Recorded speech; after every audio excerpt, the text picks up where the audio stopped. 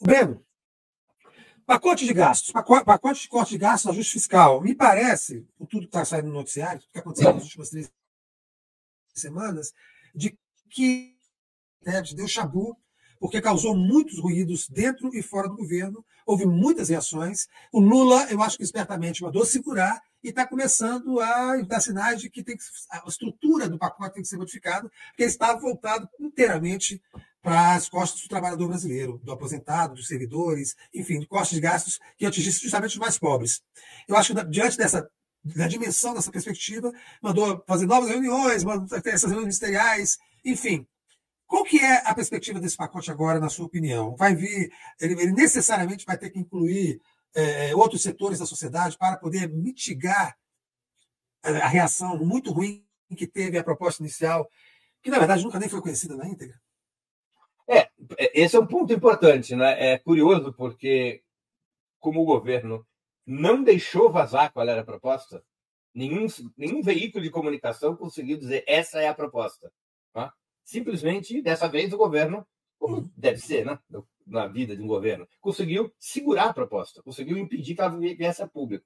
Portanto, quaisquer análises a respeito dessa proposta, elas são especulativas, né? Porque não existe uma proposta que tenha sido apresentada em qualquer momento à opinião pública, ou que a opinião pública tivesse vindo a conhecê-la. Então, é necessária uma certa cautela, porque efetivamente há um desconhecimento de qual seria a proposta. O que nós conhecemos é quais são as pressões. Essas são explícitas. Não é? Essas são explícitas. Ou seja, há uma enorme pressão do capital, do mercado, especialmente através dos meios de comunicação e das ações de sabotagem que se refletem principalmente no câmbio.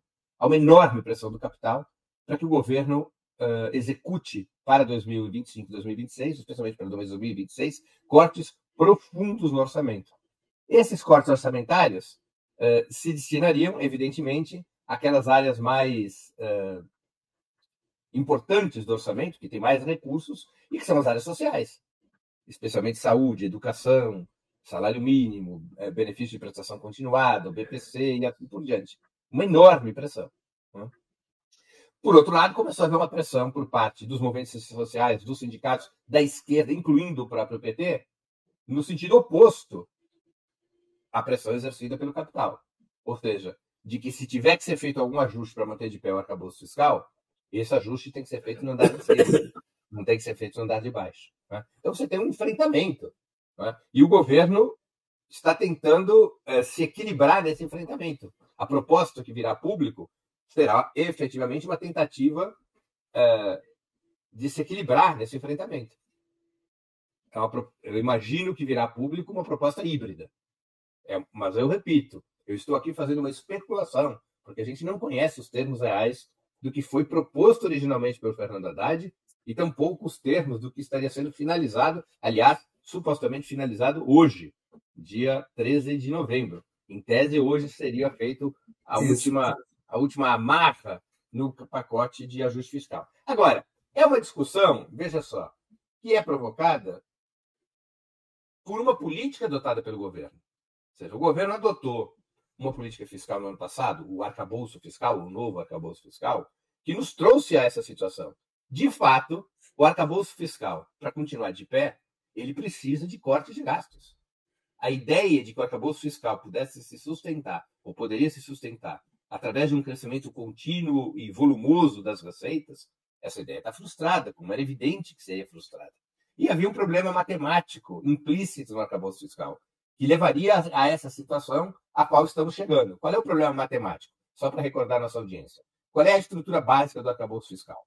É assim, o orçamento, portanto, as despesas de um determinado ano cresceriam o equivalente à inflação mais 70% do crescimento da receita do ano anterior. Sendo que haveria um piso de 0,6%, ou seja, os gastos públicos jamais poderiam crescer abaixo de 0,6%, acima da inflação, e um teto de 2,5%. Os gastos não poderiam crescer acima de 2,5%. Mesmo que a receita do ano anterior tivesse crescido 10%, as despesas não poderiam ser de 7%. O crescimento das despesas não poderia ser de 7%. Seria de apenas 2,5%. Então, essas são as duas regras básicas. Os gastos públicos de um ano crescem num patamar de 70% do crescimento das receitas do ano anterior, com um piso de 0,6%, para garantir que o gasto por habitante continue estável, 0,6% é o crescimento demográfico atual do Brasil, e um teto de 2,5%. Esse é o arcabouço. Agora, você tem vários setores no orçamento, e dois destacadamente, que é a saúde e a educação, que elas, por definição constitucional, que foi recuperada com o fim do teto de gastos, elaborado pelo Michel Temer, dois setores que não obedecem a essas regras do arcabouço fiscal, que são saúde e educação. Saúde e educação crescem 18%, equivalem, o orçamento da educação e da saúde são, num caso, 18% das receitas correntes líquidas da União e, no outro caso, 15%. Ou seja, saúde e educação, por definição constitucional, continuam crescendo 100% do crescimento da receita. Se a receita crescer 5%, saúde e educação crescem 5% e não 2,5%. Portanto, saúde e educação vão crescendo sem limites, e para o governo manter o arcabouço fiscal, que é esse teto de crescimento de 2,5% das despesas, tem que arrochar todos os outros setores. É um problema estrutural do arcabouço fiscal. Todo mundo que acompanha esse tema sabia, ano passado, que mais cedo ou mais tarde você chegaria a esse impasse, com saúde e educação crescendo nesse ritmo. O mesmo vale para a política de salário mínimo. Ela não tem limitação pelo arcabouço fiscal. A política de salário mínimo ela é a inflação do ano anterior mais 100% do crescimento do PIB de 2 anos antes. E você tem várias outras despesas que estão diretamente ligadas ao crescimento do salário mínimo. É o caso da maior parte das pensões e é o caso do BPC, do benefício de prestação continuada. Então, esses itens orçamentários, esses itens das despesas públicas, podiam crescer a 100% da receita ou até mais, no caso do salário mínimo, né? Ou até mais. Enquanto que os outros setores teriam que compensar, cortando gastos, teriam que compensar no total do orçamento esse desequilíbrio para cima, dentro do arcabouço fiscal, provocado por saúde, educação, salário mínimo, BPC. Chegou a hora da verdade, por conta da estrutura do arcabouço fiscal.